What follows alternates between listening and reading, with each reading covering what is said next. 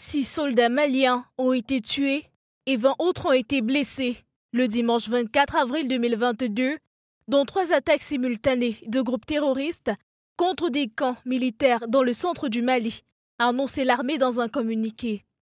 Ces assauts revendiqués par un groupe allié à Al-Qaïda ont visé les 3 camps de Sévaré, Bafo et Niono.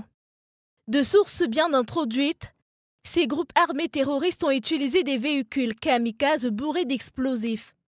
Ces attaques meurtrières seraient, selon certaines sources, revendiquées par la Katiba du Massina, du prédicateur Peul Amadou Koufa, dans un message audio parvenu à des confrères en langue bambara. Rappelons par ailleurs que le Kaliba du Massina est subordonné à Iyad Ag Ghali, chef du groupe de soutien à l'islam et aux musulmans liés à Al-Qaïda. Une attaque de plus qui plonge de nouveau la population malienne dans de grosses sueurs froides.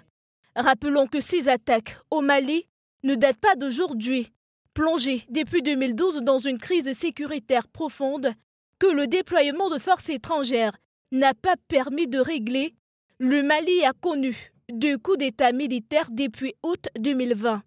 Partis du nord du pays, les violences djihadistes se sont étendues vers le centre et le sud avant que le conflit ne se complique avec l'apparition de milices communautaires et de bandes criminelles.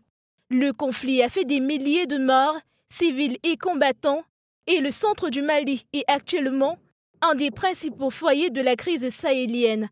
Les militaires au pouvoir depuis 2020 se sont rapprochés de Moscou, en même temps qu'elles se détournaient de la France, engagée militairement dans le pays contre les djihadistes depuis 2013.